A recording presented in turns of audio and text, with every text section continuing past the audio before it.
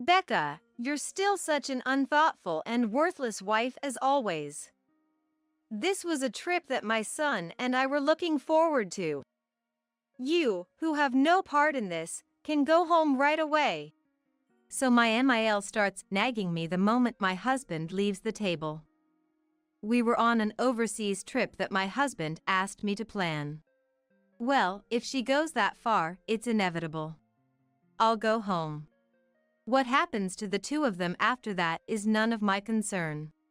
My name is Becca, a married woman working for a multinational corporation. Since my job is easy to manage in terms of schedule, I've been working mostly remotely since getting married, so I spend more time at home.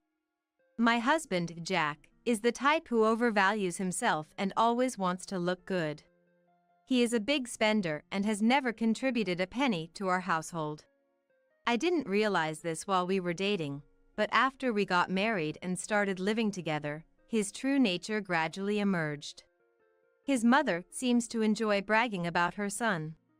I've heard of mothers who dote on their sons. I was prepared for that to some extent and was willing to tolerate it, but she is obstinate and strong-willed. She doesn't listen to other people's opinions. She even completely ignores her husband's opinions. Because she believes that her son is the best, she doesn't like me at all.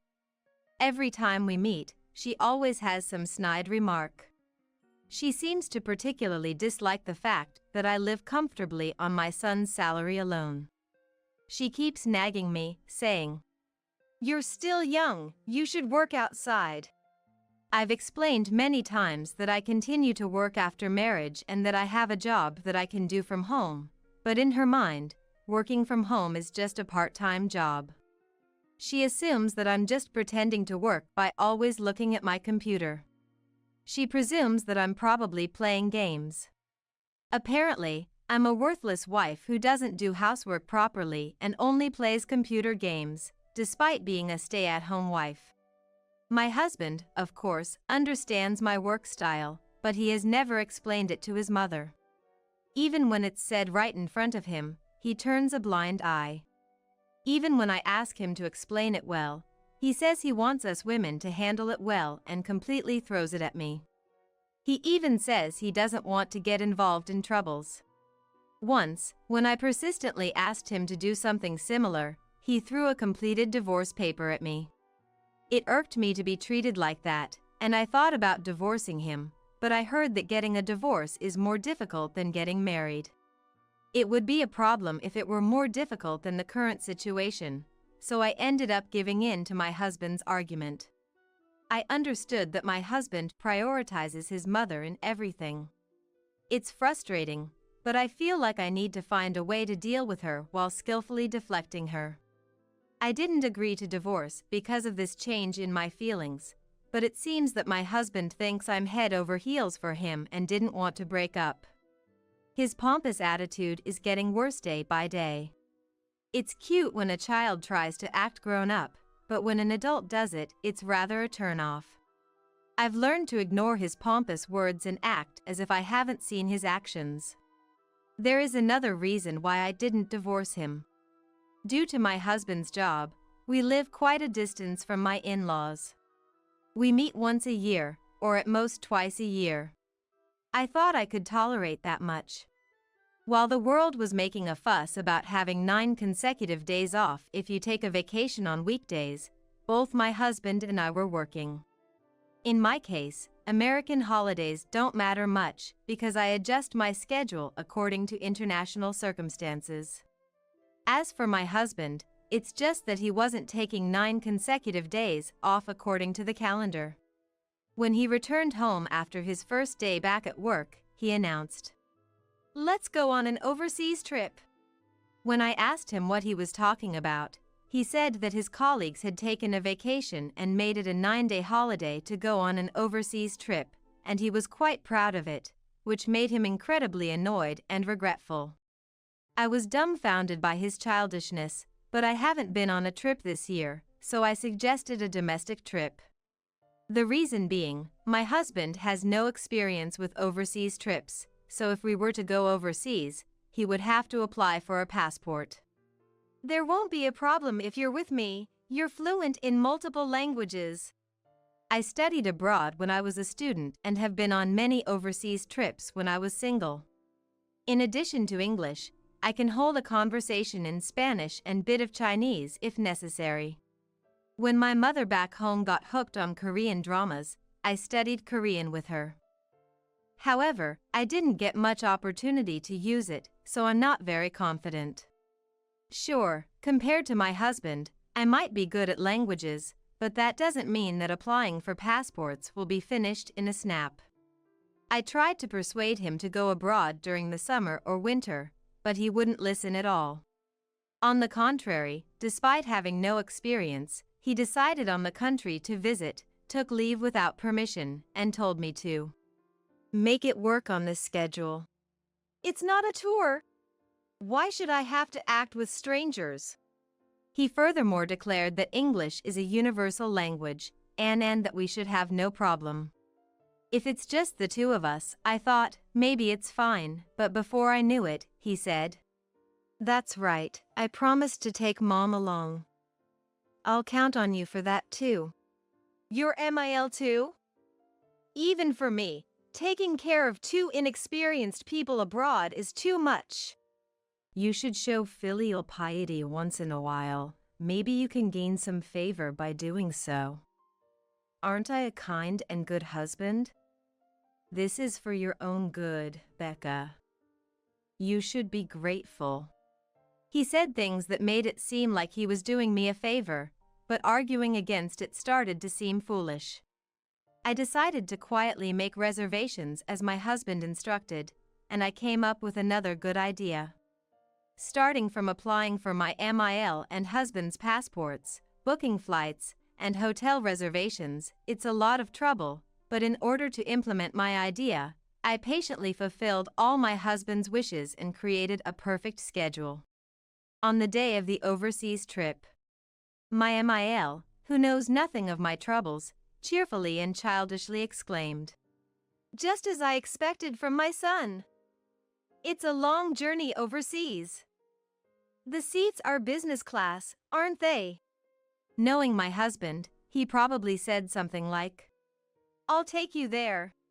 He probably bragged about himself, saying things like, "I made the reservations," and "I planned the schedule." The truth is, I did everything and my husband did nothing. They did nothing and left all the procedures to me. What's more, the two of them, who have hardly any experience with airports, moved around on their own while I was doing the procedures, walked around aimlessly even when it was boarding time, and I had a hard time finding them. The airport staff even asked, "Would you like us to make a call announcement? It's Becca's fault for not telling us the boarding gate." It was such a fuss, but they showed no remorse, saying, "And this wife was planning to have fun by herself, leaving us behind." During the flight, they behaved relatively quietly, but it was honestly annoying and embarrassing every time they called a flight attendant. Several hours later, we arrived in the destination country. After finishing immigration procedures and such, just when I thought I could finally head straight to the hotel and take a break, my husband turned pale and said, "I'm going to the bathroom," and thrust his luggage at me and ran away. I don't understand why only my husband got sick when we ate the same thing. He had been grinning and calling his favorite flight attendant. I guess this is his divine punishment, serves him right. Becca, you really are an inconsiderate DIL. How long are you planning to stay here? Huh? This trip, my son planned it for me. It's a mother-son trip without the need for a DIL. You're a money grubber who doesn't even work. How brazen of you to think you can enjoy this trip for free. Go home now. Are you sure? Whether it's good or bad, I can't have fun when you're here. I see, that's not good. All right then, I'll go home now. I handed my husband's luggage back to my MIL, only taking my carry-on, and turned my back to her. My MIL, who received my husband's luggage, was stunned and had a very vacant expression on her face.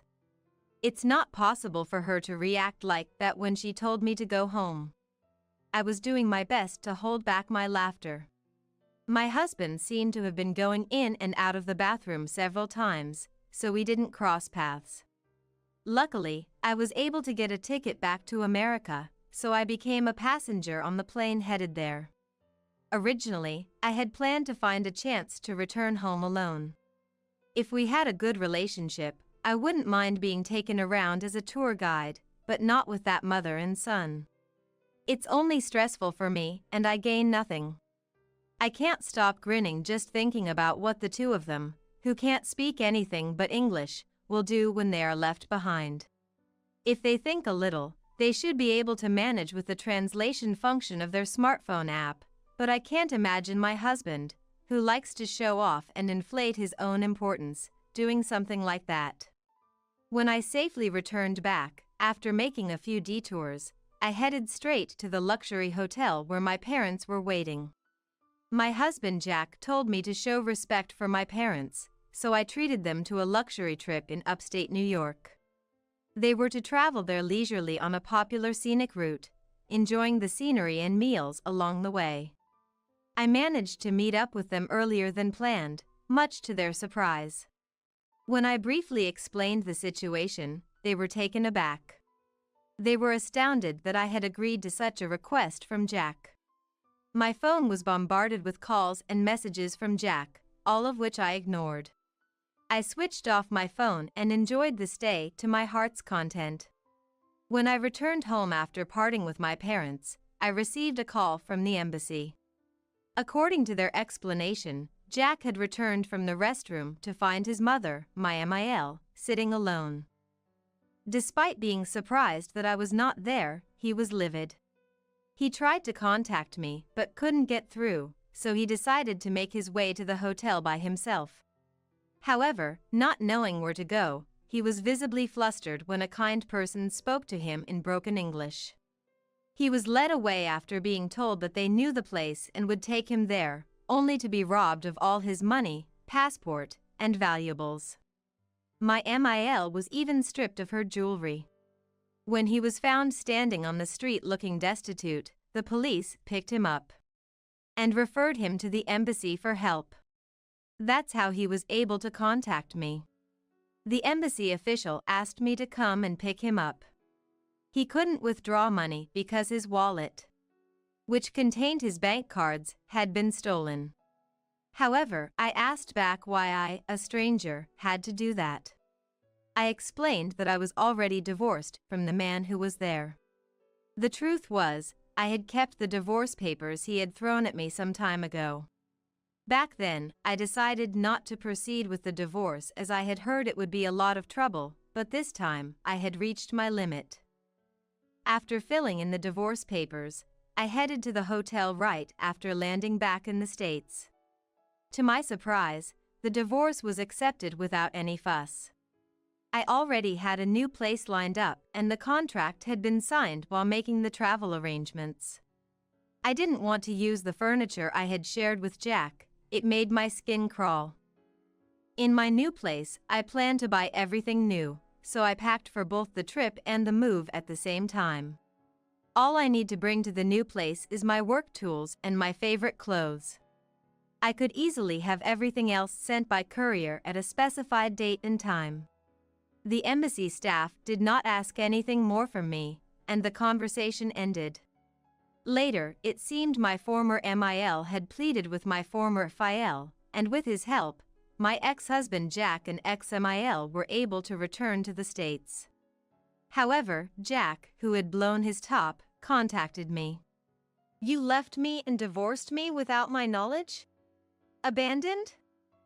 "No, I just obeyed your mother's instructions to leave. If you have any complaints, talk to your mom. And please consider the business class flight I arranged for you on your return as my farewell gift." I also reminded him that he was the one who had first brought up the divorce papers. I only filed the divorce papers he had prepared, fulfilling his wish for a divorce. Do you think such sophistry will work? How much more do you want to embarrass me? Embarrassed? How so? If you want to feel embarrassed, I have a better story. Want to hear it? What is it? Well, did you know you're a regular at an adult entertainment club? You're pretty invested in a favorite girl there, aren't you? Rather than contributing money to the household, you were heavily splurging on her. But you ended up in debt when her demands escalated, right? I had an investigation agency look into a debt collection letter addressed to Jack that had been delivered to our house. Although Jack was a good spender, his obsessive behavior seemed to be a turn-off. His favorite girl's true feelings were that she thought he would eventually stop coming if she kept asking for more money and expensive gifts. I wonder what Jack felt when he heard that. That's quite an embarrassing story, isn't it? If you make any more fuss or contact me again, I'll spill the beans to your company. Got it. Being disliked by the girl he was infatuated with would be an unbearable humiliation for Jack, considering his personality. If this became known, it would be a great embarrassment. Jack, who until now had been aggressive, just said, "Got it," in a feeble voice and ended the call. A few days later, my ex-FIL contacted me. He told me he had also divorced his wife, my ex-MIL. I thought it was unnecessary as we were no longer related, but it seemed he contacted me to expose ex-MIL's true nature as we both had been treated poorly by her. My former FIL, suspicious of his wife's behavior, investigated while she was out and discovered that his retirement savings had been depleted. The money was apparently spent on beauty treatments and cosmetic procedures. As I'm not familiar with such things, I was totally unaware. When asked for a woman's perspective, I was stumped because I hadn't noticed either. I guess seeing someone only once a year makes changes more noticeable, but I truly hadn't picked up on anything. I even asked my former FIL, "Are you sure it's for beauty treatments?" She seems to have sunk quite a bit into it, but there's no visible change. Perhaps there were slight changes that only my former MIL could notice. It felt like throwing money down the drain. Naturally, my former MIL, who was kicked out penniless, turned to her son, Jack. However, Jack, the backbone of the family, is up to his eyeballs in debt. After his divorce from me, he even lost his apartment for failing to pay the rent. Now he and his mother seem to be living in a drafty, run-down apartment. Yet his mother has no intention of working and won't quit her beauty treatments. On top of repaying his debts, the burden of his mother's beauty expenses is weighing heavily on Jack, who I hear is working around the clock. It seems the vanity of wanting to present a larger-than-life image even in the face of a declining living standard doesn't change. If they're content with this situation, I won't say another word. But I hear through the grapevine that the quality of the beauty treatments has gone down and she's aged terribly. As for me, I cherish the present moment, when I can relax and improve my work without anyone dictating to me. It made me think again about living within my means. Mix some medication into Sophia's meals. Ethan remained silent. The medication is in the largest drawer of your study desk. Crush it into a fine powder so it's undetectable, and mix it into Sophia's meals.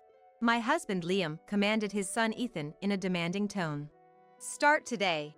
But we've already finished dinner today. Ethan's voice was on the verge of tears. Then start with breakfast tomorrow, got it? But Ethan's voice trailed off as he hunched his back. Can't you follow your dad's orders? If you don't comply, I'll take away your cell phone and kick you out of the house. Are you okay with becoming homeless? Liam barked these words at Ethan, seemingly ending the call. He's ordering Ethan to mix medication into my meals. I felt my body shaking with fear and anger. My busy life was suddenly interrupted by Liam's entrance. But behind his sweet words hid a terrifying truth. I can't let such a man roam free. Knowing Liam's true nature, I decided to expose him dramatically and deliver justice. With my resolve set, I followed Liam out of the house after he went to work. My name is Sophia, and I am 50 years old. I married once when I was 30 but divorced 3 years later. I had no children. Since then, I've focused solely on my work.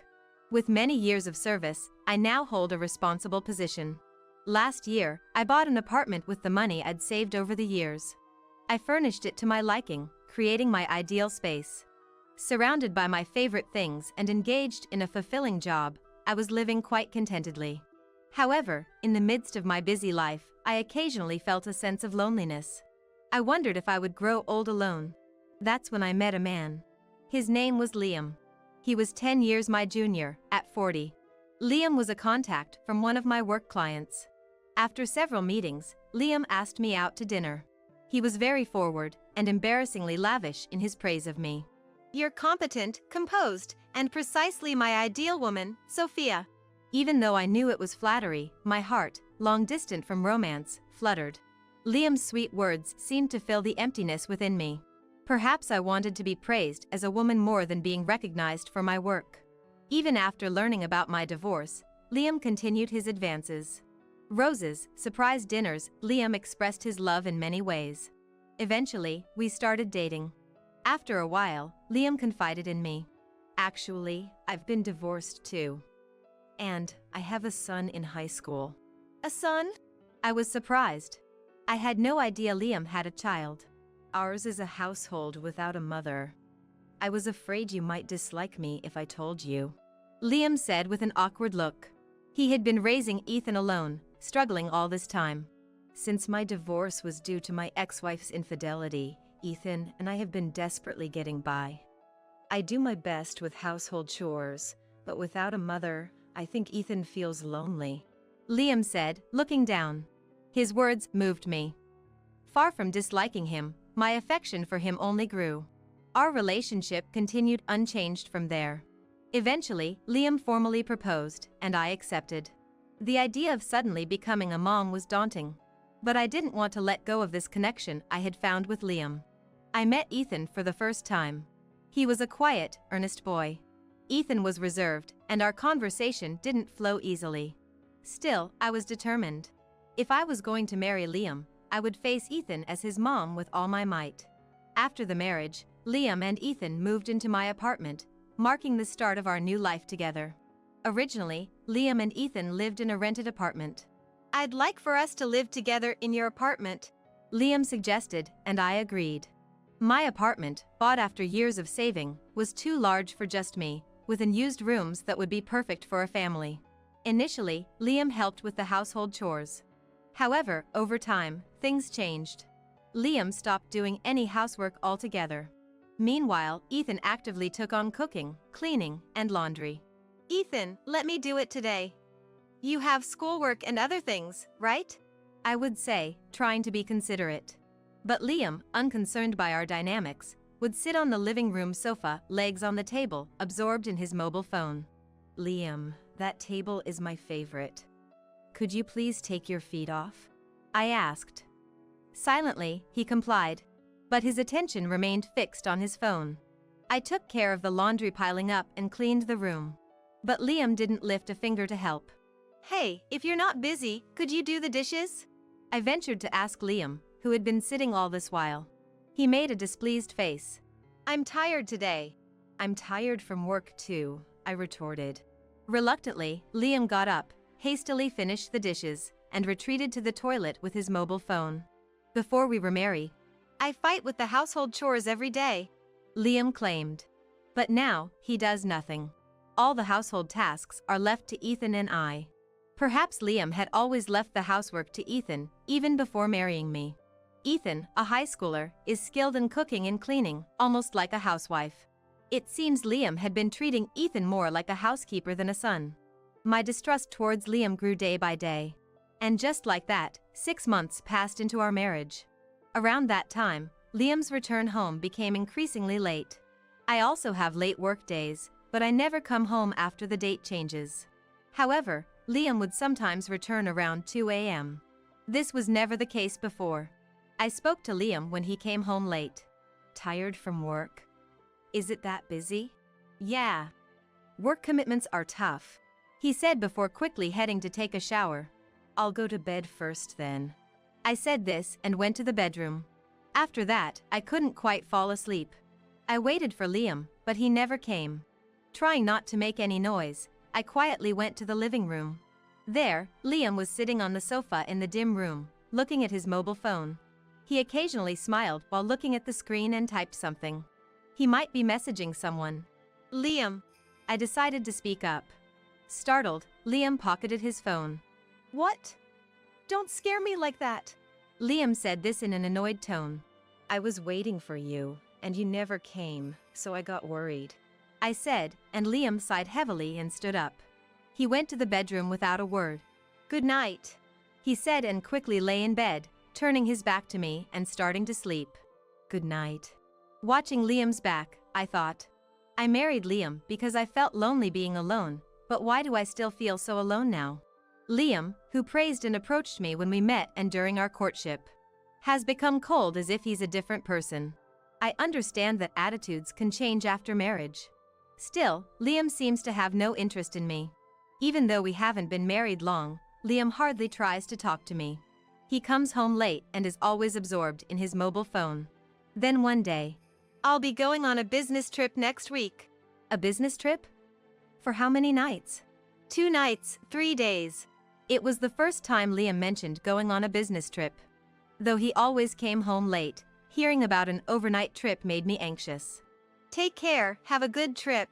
On the morning of the trip, as I saw him off, Liam nodded lightly and left the house. Maybe it was the anxiety, or perhaps it was the exhaustion from work, but I felt dizzy that morning. After seeing off Liam, the dizziness persisted, but I managed to prepare and head to work. Coming home from work that night, Ethan had prepared dinner. It was Wednesday. Wednesday was usually a day for late work due to overtime, but I came home early today because I wasn't feeling well. Ethan, thank you. This really helps.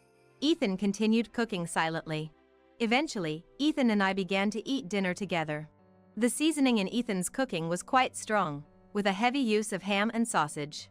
It's so salty, I thought, but I didn't say anything and ate with gratitude for Ethan's effort. It was a meal Ethan had worked hard on, and I didn't want to hurt his feelings by complaining. This is good, thank you. I said this, and Ethan, looking down, nodded slightly and continued to eat quietly. Ethan is a high school student who sweats a lot, so maybe he prefers his food this salty. Ethan, you must be busy too, so you don't have to go out of your way to make meals. I'll quickly whip something up when I get back from work. Okay. We continued such conversations while finishing our meal. As we relaxed on the sofa, Ethan's mobile phone rang. It's Dad, Ethan said, putting the phone to his ear and hastily heading to his room. I was a bit surprised since I expected Ethan to take the call in the living room. Being a high school student, maybe Ethan feels embarrassed about me hearing his conversations with Dad. Thinking this, I stood up to start washing the dishes. Still, why would Liam call Ethan from his business trip? Washing the dishes, I became increasingly curious. I turned off the tap, dried my hands, and quietly approached Ethan's room. I could hear the conversation through the door. Trying not to make any noise, I cracked open the door a bit. Ethan was standing in the middle of the room, back to the door, talking. The volume was loud enough for me to hear Liam's voice through the phone. I froze in shock upon hearing Liam's words. Isn't Sophia supposed to be at work late today? Is she already home? Then Liam's voice came again. Keep making meals with a lot of salt, all right? Ethan listened silently. Use a lot of ham and sausage because they're high in salt. I used them today because there were plenty in the fridge. Ethan replied in a small, reluctant voice. That's good. It will gradually worsen Sophia's illness. What? I was terrified. Stunned, I heard more unbelievable words. Mix some medication into Sophia's meals. Ethan remained silent. The medication is in the largest drawer of your study desk. Crush it into a fine powder so it's undetectable, and mix it into her meals. Liam ordered Ethan in a demanding tone. Start today. We've already finished dinner today. Ethan's voice was on the verge of tears. Then, start with breakfast tomorrow, got it? But, Ethan's voice was muffled, his back hunched. Can't you follow your dad's orders? If not, I'll take away your mobile phone and kick you out of the house. Are you okay with becoming homeless? Liam shouted this at Ethan and seemed to hang up the phone. Ethan sighed heavily and sat down on the spot. Then, he opened the drawer of his study desk. Inside, there were boxes that looked like medication in abundance. Ethan looked at them for a while, but then slammed the drawer shut and lay down on the spot. I quietly left the room and sat on the living room sofa, careful not to alert Ethan. There was no message from Liam on my mobile phone.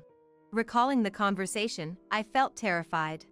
Then, I heard Ethan's footsteps as he returned from his room to the living room.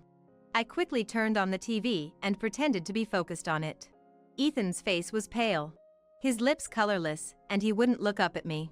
Liam calling is unusual, isn't it? I said to Ethan. Yeah. Ethan sat down away from me, still holding his mobile phone. Seeing Ethan looking distressed and silent, I felt unbearable. Hey Ethan, want to play a card game? What? Since it's just the two of us tonight, let's play some card games for fun. Ethan was just bewildered. He didn't know a single rule of any card game. Hearing this, I realized. Ethan probably never experienced family time. Everyone has at least once played card games or similar with their family. But Ethan had no such memories. Upon asking, Ethan had never played any board games either. I couldn't help but feel sympathy for Ethan's life so far. No childlike memories, yet he had skills in cooking and cleaning. That night, I taught Ethan the rules and we played card games. Ethan's stiff expression gradually turned into smiles, and he began to get absorbed in the game. Thus, Ethan and I played together late into the night. Before going to bed, I kept thinking about what Liam had said over the phone. Knowing Liam's terrifying side, I couldn't sleep due to anxiety. But since I had overheard Ethan and Liam's conversation, there was nothing I could immediately do. My mind in a state of panic, I spent the night almost sleepless. The next morning, when I woke up, Ethan was already in the living room. Tears were in his eyes. Sorry, Mom. Actually, For the first time, Ethan called me Mom. In Ethan's outstretched right hand was a box of medication. Dad gave this to me. He said to mix it into Mom's meals. Ethan said, crying. But I don't want to do this. Ethan broke down in tears and sat on the floor. I took the box of medication from Ethan and looked at the description on the back. It was a medication for low blood pressure. In fact, I have quite high blood pressure. I've been warned by a doctor to be careful. Liam should know about my condition. Yet, he was trying to make me take medication that would raise my blood pressure. According to Ethan, he had been instructed to use ingredients high in salt to increase my blood pressure. He was ordered to use ham, sausage, bacon instead of meat. Unbelievable. I was astounded. Thinking back, my recent poor health could be due to excessive salt intake. I'm sorry, really sorry. Ethan apologized to me repeatedly. I felt terribly sorry for Ethan, who had been forced into such a dreadful situation. At the same time, anger towards Liam welled up inside me. I called Liam's company. I tried to find out where he was staying. However, a colleague of Liam's gave me a surprising answer. Liam is supposed to be on vacation for a family trip, he said, sounding puzzled. I didn't pursue it further, made an excuse, thanked him, and hung up quickly. Was the business trip a lie? Then, he might be staying overnight with someone else. Eventually, Liam returned home from his supposed business trip. Welcome back. I greeted Liam at the entrance. Was it tough? Sort of. He answered, looking down. What kind of work did you do? I asked him about his trip in detail. Liam answered reluctantly, looking annoyed. Then he escaped to take a shower. I opened Liam's bag. Inside, I found 2 amusement park tickets. When Liam came out of the shower, I showed him the tickets. What's this? Liam's face suddenly turned frantic, and he started to get angry at me. Hey! Did you open my bag without permission? I was about to do laundry and thought I'd wash yours too, I said, and Liam, unable to retort, sat on the sofa, drying his wet hair with a towel. Who did you go to the amusement park with during your business trip? A client, Liam answered with a troubled look. What kind of person? What do you mean? A man. How old? I persisted. The same age as me, Liam answered in a low voice. So, 2 men went to the amusement park? When I laughed and retorted, Liam looked uncomfortable. Did the 2 of you eat ice cream and churros? What about the Ferris wheel? Did you ride the roller coaster? Did you have fun? I bombarded Liam with questions, cornering him. Then, Liam escaped to the bathroom as if running away from me. As soon as I realized the business trip was a lie, I had hired a detective to investigate Liam. Soon after, I was shocked to learn from the detective that Liam was having an affair.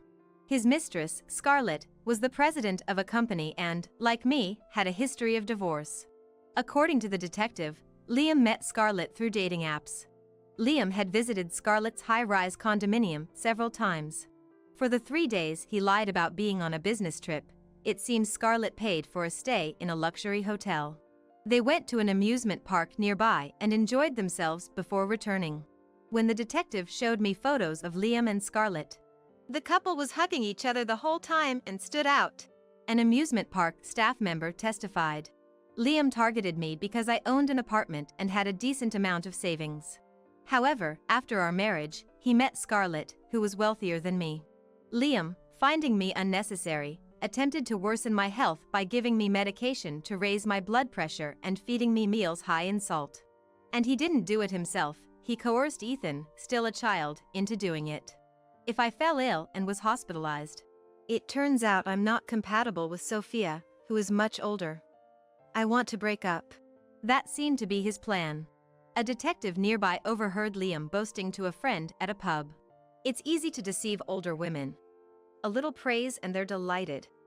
Plus, a woman with more money than me is convenient. She provides housing, and most of all, she has an inferiority complex about being older than me, making her easy to exploit. The detective recorded Liam's conversation with his friend nearby. Hearing that recording, I was devastated. At the same time, I began to think of a way to get revenge on Liam. One day, I ambushed Liam in front of his company. Liam walked a bit from his company to meet Scarlett, and they headed to a restaurant. Scarlett, being a president, was well-dressed and looked younger than her age. Just before Liam and Scarlett entered the restaurant, I approached them. Liam. Sophia? Liam froze in surprise upon seeing me. Pleased to meet you, I'm his wife, Sophia. As I greeted Scarlett, she too was lost for words in shock. I know about the affair between you two, I said loudly, causing passers-by to turn their attention to Liam and Scarlett in surprise. Both of them looked awkward and embarrassed. The business trip was a lie, and I know everything about the 2 of you going to the hotel. As I said this, Sophia, why? Liam whispered. Liam was shocked that I knew everything. Scarlett, it's odd for me to say this, but you shouldn't be used by a man like him. Used? Scarlett furrowed her brows. I took out my mobile phone and played the recording. It's easy to deceive older women. Just praise them a little, and they're overjoyed. Plus, a woman with more money than me is convenient.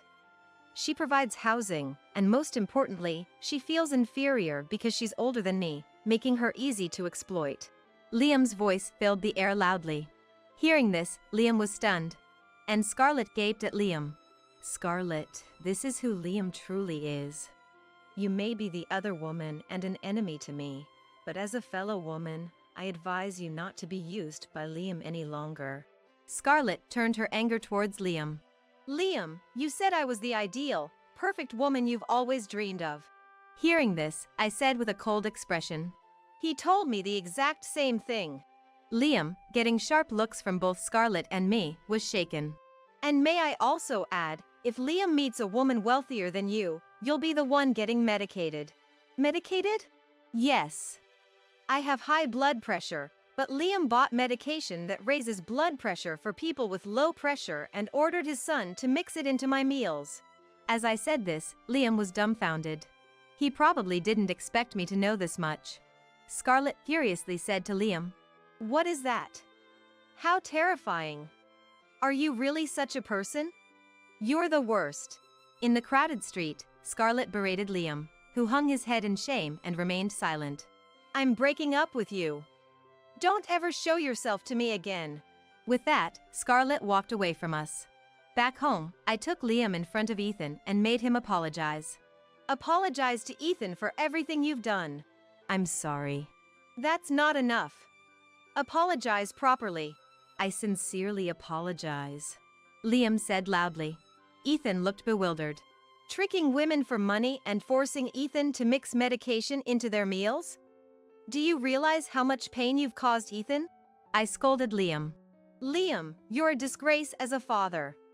Making Ethan do all the household chores and using him.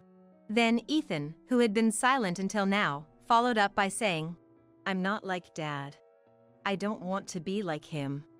I don't want to follow his orders. Ethan yelled at Liam with tears in his eyes, expressing his anger. Liam hung his head in shame.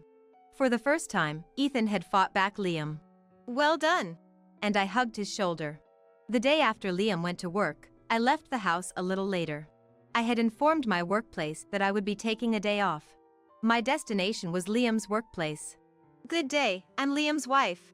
Liam was taken aback and stood up in a hurry as I suddenly arrived at his workplace. Recently, Liam took 3 days off claiming it was for a family trip. Actually, that was a lie. As I said this, all of Liam's colleagues turned their attention to me. He told his family he was on a business trip, but he actually went on a trip with his mistress. The room buzzed with murmurs and then grew noisy. Liam wanted me out of the way because he had a mistress, so he ordered our son to mix medication that raises blood pressure into my food.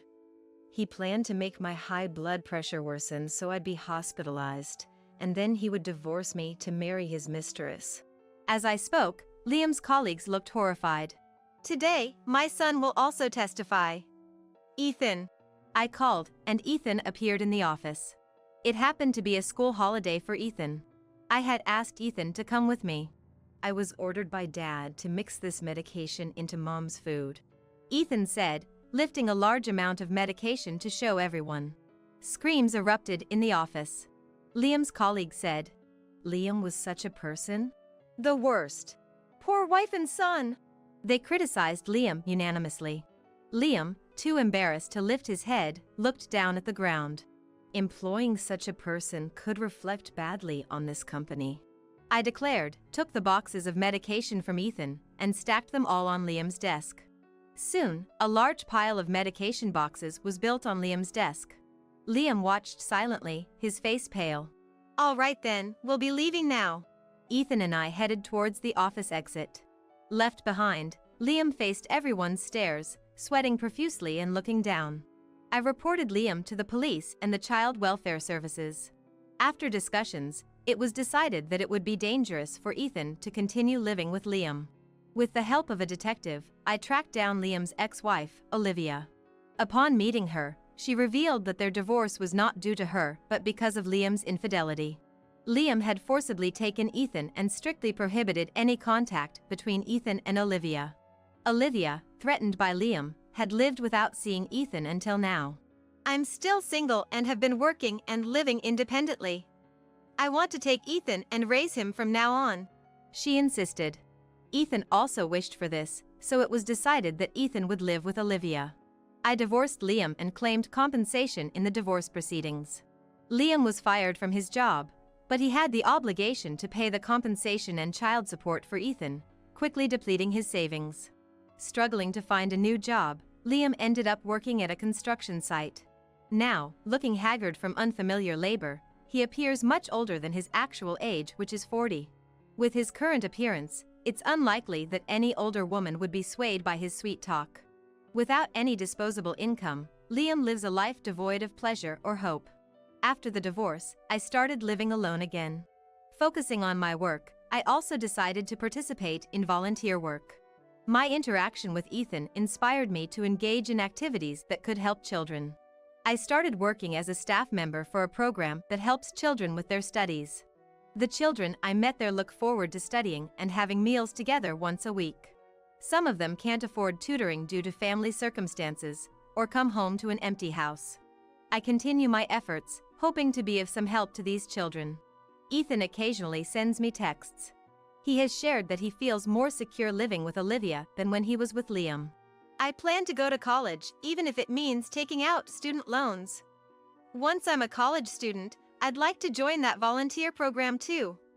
And thank you for teaching me the rules of card games. Ethan sent me this heartwarming text. I live my days earnestly, looking forward to the day I can work alongside Ethan in our activities.